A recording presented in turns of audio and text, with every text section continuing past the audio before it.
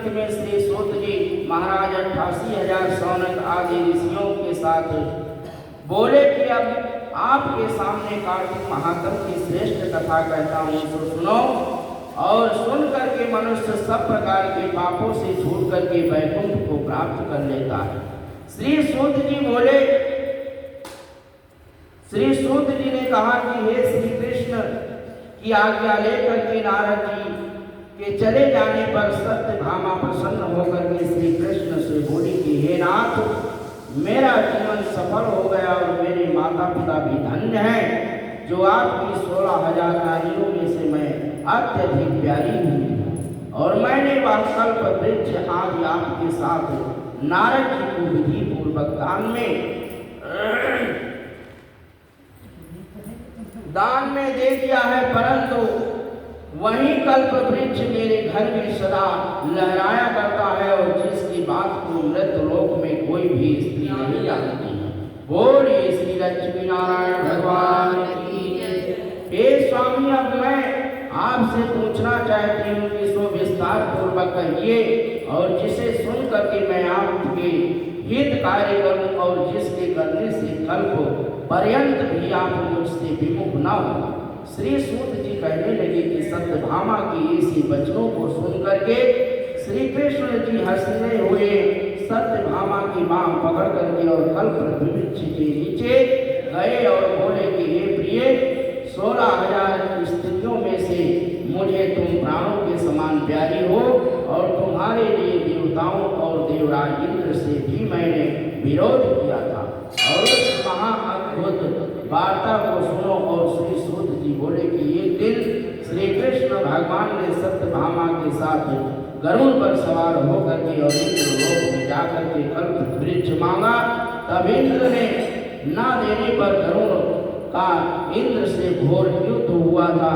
और हे प्रिय, जब मैं तुम्हें हर चीज दे सकता हूँ, तो हर एक कार्य पूरा कर सकता हूँ, तो क्या तुम्हारे आश्चर्यजनक प्रश्न का उत्तर नहीं दे सकता हूँ। बोलिए श्री लक्ष्मी नारायण भगवान की जय, श्री राधा कृष्ण मुरारी की जय।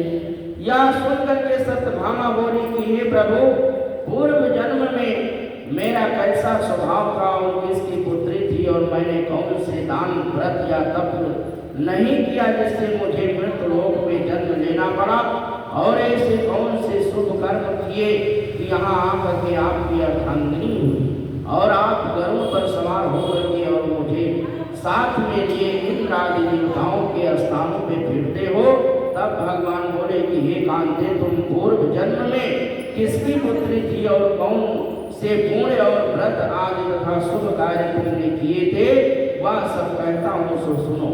पूर्व समय में सतयुग में अंत में मायापुरी में अग्नि गोत्र में वेदों और यज्ञों का जानने वाला देव शर्मा नामक एक ब्राह्मण रहता था। वह रोज अतिथियों की सेवा और हवन और सूर्य भगवान की पूजा किया करता था। इसलिए सूर्य की तरह तेजस्वी था। और वह ब्राह्मण के बुढ़ापे में एक गुणवती नाम की कन्या हुई और जिसका विवाह उस पुत्रहीन ब्राह्मण की अपने चंद्र नाम के शिष्य के साथ कर दिया। और वह दोनों पिता पुत्र की तरह रहने लगे।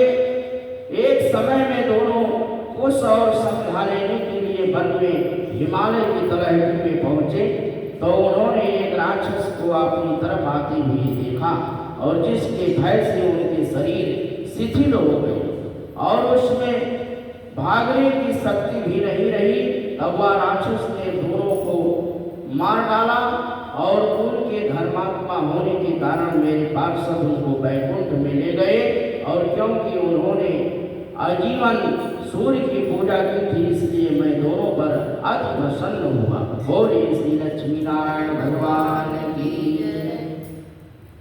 प्रसन्न हुआ जब वह दोनों विमान पर चढ़ते हुए सूर्य के समान तेजस्वी रूपवान चंदन और माला धारण किए हुए वैकुंठ में आए, तब मेरे पास दिव्य भोगों के भोग भोगने लगे। बोलिए श्री लक्ष्मी नारायण भगवान की जय, श्री वृंदावन बिहारी लाल की जय, श्रीमन नारायण नारायण नारायण। लक्ष्मी नारायण नारायण नारायण स्वामी नारायण नारायण नारायण विष्णु नारायण नारायण नारायण कृष्ण नारायण नारायण नारायण राधे नारायण नारायण नारायण शंकर नारायण नारायण नारायण गौरा नारायण नारायण नारायण बोले श्री लक्ष्मी नारायण भगवान की जय श्री वृंदावन बिहारी लाल की जय राम नाम बोलो।